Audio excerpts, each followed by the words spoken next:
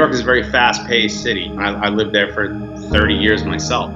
I mean, anybody that lives in New York, you have 8 million people living on one small island fighting for their little bit of space. His family was so poor. His father and mother were the supers in the building that they lived in the Bronx. His father he sold produce on the side of the road. He was an abusive alcoholic. My father, growing up like that, wasn't allowed to go to school certain days of the week. The days that the coal truck came to drop off coal for the furnace. He had to stay home and shovel the coal into the basement so that they'd have, heat for the building. Anybody that knew Steve knew he was a genuine guy. He would tell you exactly what was on his mind regarding any situation, whether you wanted to hear it or not. I think it's just a product of that environment. And plus, he, like I said, he'll call you out on bullshit. I mean, he's a tough guy. He always was. I mean, and that's the funny part, because you could look at my father at any point in his career and he was never a big guy, but he could back up everything that he said, and he just wasn't afraid to speak his mind. When I was in 5th grade, there was a kid on the school bus that yelled something out the bus window after I had gotten off the bus about my mom. It was very negative, and I didn't understand what it meant. So I went home and I asked my dad what it meant. And my dad never explained to me what it meant. He just told me, he said, tomorrow when you get on the bus, you go and you break that kid's nose. And that was it. So I guess what the kid said was pretty bad. So the next day I had to get on the bus and I punched the kid in the nose, and I got suspended from the bus. They called my father up to the school, and the principal chastised my father for telling me to punch the kid in the nose. And I remember thinking at the time that my dad was going to punch the principal out because his attitude, talking about my father's parenting skills wasn't all that. So my father and I got up, we walked out to the parking lot, and my father looked at me and he was like, screw that guy. And the next day he sent me to school in a stretch limo. And he had the limo driver, actually for the next 3 days I was sent to school in a stretch limo, and he had the limo driver make sure to let me out in front of the school when the principal was there to see. And that was just the way he was. I mean, he wasn't going to let anybody else discipline his kids. He was going to do it. But he'll give you shit to your face, and he'll tell you everything that he thinks, and he doesn't care what you think. But at the same time, he's the guy that will go to bat for you and defend you and do all that sort of stuff. He wants the best for the people that are around him and that are in his life. But he's not afraid, to tell you exactly how it is, and how he's feeling at the moment. Doesn't mean he doesn't like you. It's just, he's very direct. But to me, that's a person that I like to be around, because I know anything he tells me, he's not just telling me to, for some other reason. He's not full of shit. So he was a really genuine guy, very, very loyal friend to people that he considered friends. But my dad was all about, especially at the end, and I think with my father, he was a much better grandfather than he ever was a parent, and he was a pretty good parent, but he was all about his grandkids. I mean, he loved his grandkids. It was funny because after the funeral, I was listening to some of my nieces, and they were having a debate on which one of them was his favorite. They would all sit there and say, I was his favorite. And that was my father. My father was able to make them all each feel special in a certain way, that they were all able to say, I was his favorite. And I don't think he had favorites, but yeah, they all felt special in their own way. And that was really cool that you could look back and say, oh wow, my dad made them each feel special, that they all thought that they were his favorite. So that says a lot about him as a grandparent.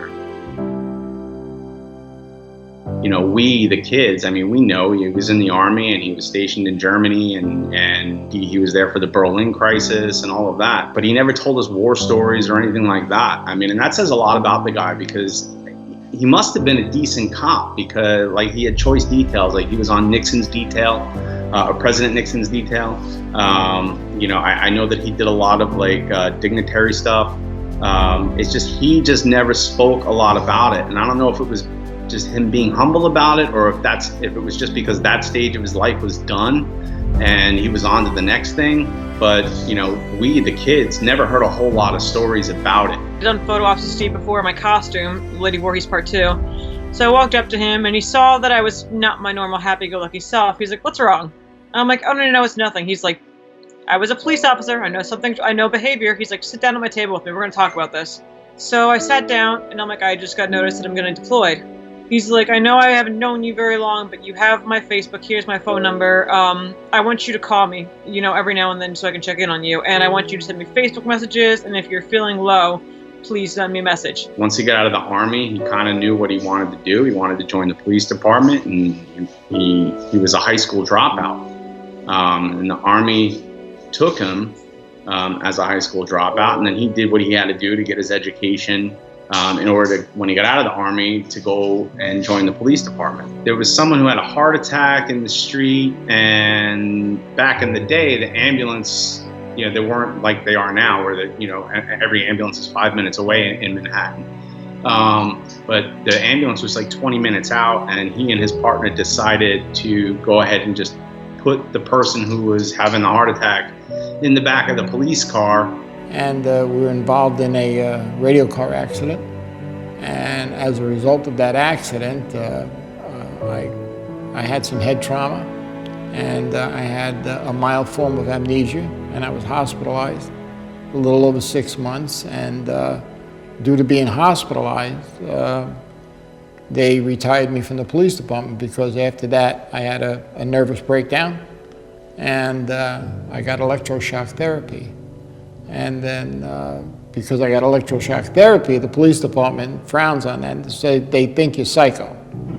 So they took my guns away, and they took, that kind of stuff, and they put me on light duty, and I didn't want to do that, so they retired me out of the police department on that. I told you to go get them out. I told you 2 fucking times. Why don't you pay attention? What's the matter with you? I don't trust the banks anymore. They're a bunch of crooks. I know I can't pay a lot of money, but I certainly pay enough money that you don't gotta live in a fucking tent. You're gonna pay me my money, you don't pay me my money, you make me look like a fucking idiot on the street. Yeah, you're a dishwasher, /manager, /bouncer, /accountant, but mainly you're a dishwasher, jerk off. Well, I hope everything is gonna be okay. That's the main thing. Dense. You are dense. What does it take for a good thing to whack you in the fucking face? He always did like community theater. He always had the acting bug. And I think he had like, I think a lot of it was ego too, like when his creative juices were flowing, he would go and do community theater and things like that. And I think that was where he really got the bug. And then after that, he joined a gym and he was working out. My father was a handsome guy, and he would always say he's like a fine wine. He gets better looking with age. I got hired on a film called Nighthawks with Sylvester Stallone and Billy D. Williams, Rutger Hauer, and the stunt coordinator on that show was name is Dar Robinson, and the assistant stunt coordinator was a fellow named Cliff Cudney. And when I went into the production office for the interview, because I had done the film as an extra, and they saw what they call the dailies, where they looked the next day at the show, and they saw my image on the screen. They said, "We like that guy, let's bring that guy in." He's like, "Oh, you look like you'd be a pretty good stunt man." And my father's like, "Yeah, okay, yeah, no problem." And they kind of blew him off and left. And then when he came into work on the first day of shooting on Nighthawks, and he went to check in, they said, "No, you're not here. You're, with the stunt guys." And I found the guy and I said, "Hi." I said, "I'm Steve Daskawisz." I said, "I just got hired." And he went on his list. "Oh, yeah, you're in camper 14. I said, "Oh, great. I got a camper. Holy shit."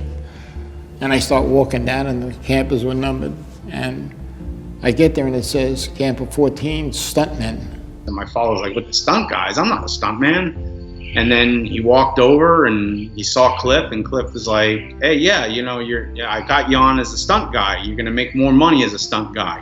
He says, "Well, actors make $9.75 a week. Stuntmen make $12.75 a week. What do you want to do?" I said, "I'll be a stuntman."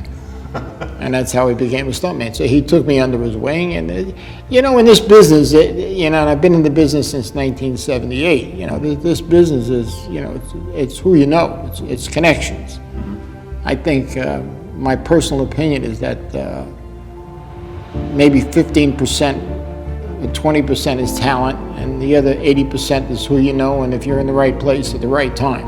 My father got a phone call. It was Cliff Cudney, and he said, we're doing a movie up here in I think it was Kent, Connecticut, and he says, if you can come up here, he's like, the job is yours, and the movie's called Jason. I got my job. They didn't care about my moves. All they cared that I fit the costume, because they had hired another guy to play Jason. They fired the guy. So that I was replacing a guy is what it was. So when I came in, they said, take him the wardrobe. He's the right size, take him the wardrobe. I didn't even open my mouth. And then, of course, the shoes didn't fit him. And if he couldn't get his foot into the shoe, he couldn't have the part. And he told Cliff, he's like, these shoes don't fit. And Cliff told him, well, the shoes better fit, because if they don't fit, you don't get the job, because they already shot some scenes. This guy's walking in the woods, they show the feet, the shoes have to fit. I said, give me a razor blade. He gets me a razor, and I cut the back so I can get the shoes on. Now I got the shoes on, I got the coveralls, the shirt and everything, and I walk into the director's office. He looks and says, they said, he looks great, you know what, get the bag. And I said, what are you talking about? What bag? Well, you got a bag over your head. Really? He said, well, you see, the deal is this guy, he's been in the water for 100 years or something. And he's got this grotesque face, and through the whole film, he's got this bag on. I said, the whole film? He says, yeah. I said, you kidding me? He says, no, and it's got one eye. I said, one eye? Yeah, because he lost an eye on one side. And put the bag on, he says. Okay, all right. I put the bag on. They said, that's good. So they said, now we got a little problem. I said, okay, wait. They said, we can't give you credit in front of the film as Jason, because this guy that they fired won't release Jason for the credit, so we're going to give you credit in the back of the film as Jason's stunt double. Is that all right? I've been out of work for 3 months. I don't give a shit. I'm ready to take the job. I'm a stunt guy, you know what I mean? I said, no, that's all right. I said, that's fine. I said, I'll take the job. Give me the script. He says, you got no line. I said, I got a lead role in the movie, I got a bag over my head, and I got no line. He said, that's the deal. You want the job? I said, I'll take the job.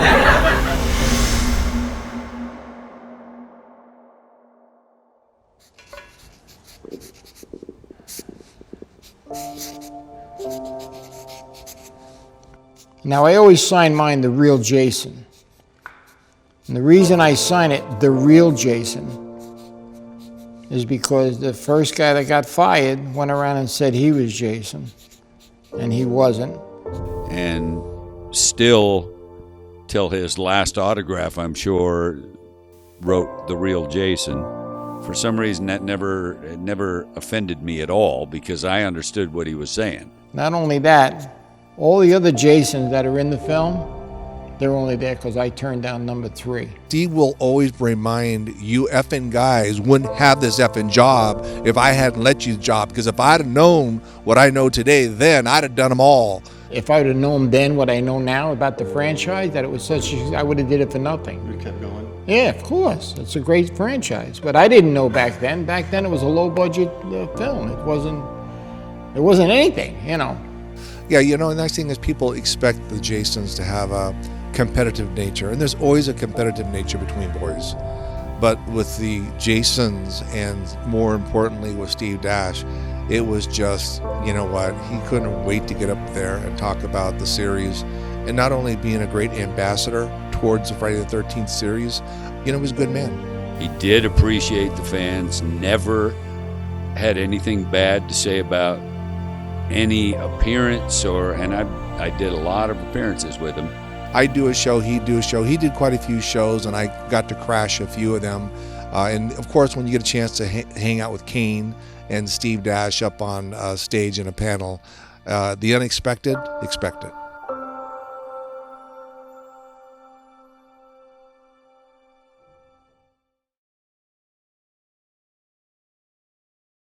You know, when he was approached to do Vengeance, I think they approached him a couple of times. And the first time, I guess it wasn't until he knew that it was like for Shriners Hospital that he got involved. But he liked Jason Brooks, he liked Jules, he liked Peter Anthony. There was a particular scene that we had in mind that involved some prisoners that you'll see later on. And originally we wanted one of the other Jason actors to play a character in that. And we reached out to him, and when I was at CJ's house, him and I were talking, and I was saying, oh yeah, we reached out and we don't know, we're waiting to hear back, going back and forth, and CJ actually said, well, you should reach out to Steve. So the goal was to get as many Friday the 13th alum as I could possibly on this scene. So I get Steve's number, I call him up. I said, hey, Steve, we have this part for you. He said, great, where is it? I said, Seattle. He said, when? I said, March, April. He said, what? I'm 70-something years old. He said, I can't freeze my ass out there. And he went into all this physical ailments that he's had and all these medical issues that he's had of late.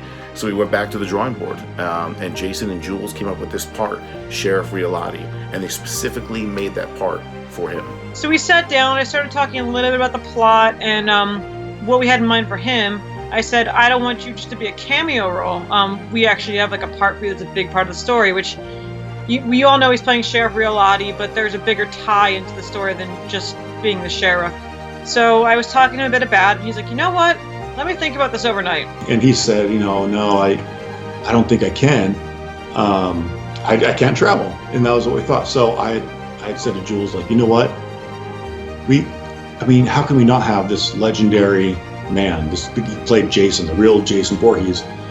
If we have this opportunity, why? We have to do something. I said, what if we have him Skype in or something? We do something where he's on a phone call into that scene, and we get him on Skype. Or, you know what? He goes to several conventions doing signings. What if we can figure out a way to incorporate him where we go to him? We can go to Florida, we can go to a convention, and we'll figure out the location and we'll shoot him where he's going to be. What if we come to you and film? And he's like, you would come to Florida? And I'm like, yeah. He was ecstatic. He said, come on down right now. We'll shoot it right now. And the rest is history. Called Jeremy right away, our director, and I'm like, hey, Steve's down to do this. So at that point, it was me, Jason, and Dustin booking our plane tickets that night to come down and film with Steve. It's funny because in the beginning, we thought that we were so passionate about the film and that we were all gung-ho. But as time unfolded, Steve became the mascot of the film. He truly did.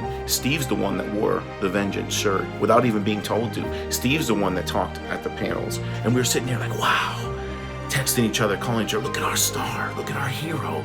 Look at him wearing our stuff, talking about Vengeance at the shows, at the panels. Amazing. From that moment, he just was loyal to the project. He loved it. He loved the story. He loved where we're going. He loved that we were going back to some of the original Friday the 13th Part 1 and 2 roots, some of the mysteries, it wasn't just nudity and killing. This is not going to be like any other Friday the 13th. This is going to be special. I mean, personally special, where people will be able to really, really connect with what's going on in the film. Not just watching somebody slash the shit out of a bunch of naked people. That's not what this film is all about. It's about Friday the 13th, Jason, and it's personal. We took a lot of Steve's ideas and incorporated in this film. We stuck with that mystery. We have a lot of kills, we have a lot of blood, and we have a lot of, the typical Friday the 13th stuff, but we're incorporating a lot of strong backstory to these characters and giving reasons why certain characters are acting the way they are and why Jason does the things that he does. It's there's a lot of heart in this production. When they came down to film Vengeance, and that was the first time I had met them.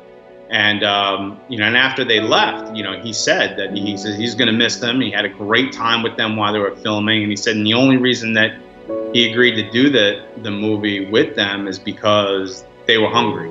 And I think he liked that aspect about it. The fact that a person like that, a Friday the 13th star, would say, come down to my house and stay with me. It's amazing. We talked about it before. Trying to get stars to do the most minuscule thing is a task in itself. And here he is saying, I never even met you. I don't even know you, but I love what you're doing so much. Come down and stay with me. It's unbelievable. He's like, well, come on in, showed us around. And he's like, this cupboard here, it's got some food in there. I bought it for you guys. This is your room. This is where you're staying. Living room, help yourself to anything. My house is your house. Like, very welcoming. And it was just, and we're just all beside ourselves. Like, we are in Steve's house. Like, this is amazing.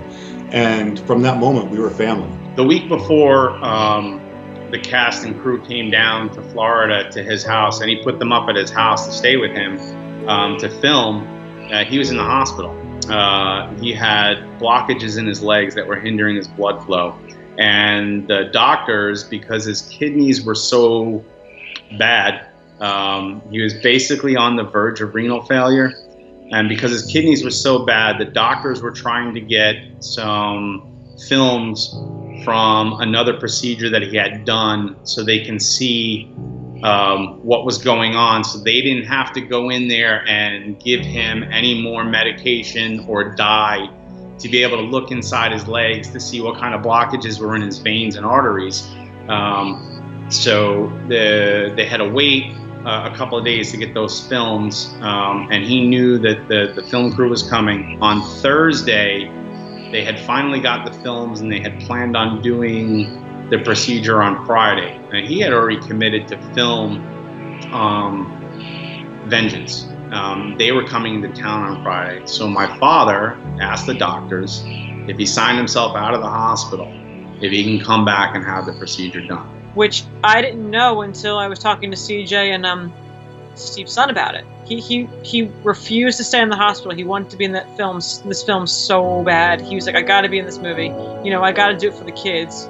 Not for him, for the kids. He's like, I want to support the kids. I want to show the fan base that these kids deserve so much more. So he made a commitment, and that was what he was going to do, and he wanted to do it. He understood what the movie was about and what it was for, and the importance of it. And he loves his fans. I mean, and he just really, really wanted to do it. And I think my father knew that his time was up, and this was just what he wanted to be done. So he signed himself out of the hospital. He did. He filmed the movie for 3 days, and then I think it was a week later that he was back into the hospital to have the procedure done. And at that point, it was too late to do it the way that they wanted to do it a week prior. After they amputated the leg, there were some complications, and my father passed away on his own terms, is all I can say. You know, for me, it's going to be a great honor because it is going to be Steve Dash's last film, and he knew he was sick and he had operations coming around the corner. With Steve's passing, I know the pressure on me is immense, I'm sure with Jason, Jules, Dustin, and Jeremy and the whole cast. We thought it was a lot of pressure with CJ on board and then with Steve, but now with Steve's passing, it's taken it to a whole nother level. And it's just like, man, we got to get this right. We got to get it right for the fans. We got to get it right for Steve, and more importantly, we got to get it right for Steve's family. I know there's pressure to get it done right, and we obviously feel that pressure, but we also know that Steve already believed in us, so the pressure we put on ourselves is our own, not from anybody else, because we know that we've got a great product, a great film, a great story, and I honestly believe that Steve would be really proud. This means so much more with Steve passing because he loved this story, he loved the fans. So we're doing everything in honor of him just because the series meant so much to him. It made him the man he was. It really means a lot, and we talk about it quite a bit. Like there's no sacrifice here with any quality or any of the story. It pushes us more to make sure that we honor him and honor his last film and make it the absolute best that we are able to make it. Oh God, I hope it's successful. I just hope this is a piece of work. I mean, I have a lot of high hopes for this thing. People are going to relate to this film. This is going to be the one. And you can call it a fan film if you want. I mean, but I just think it might be just a little bit more than. I think it's going to come out better than that. My father never got starstruck, ever. He's met presidents and he's met, dignitaries and he's met celebrities.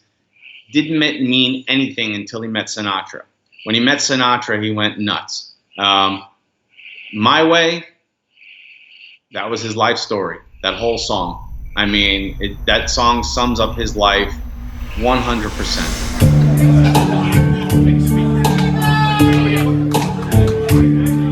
And now the end is near, and so I pay the final curtain.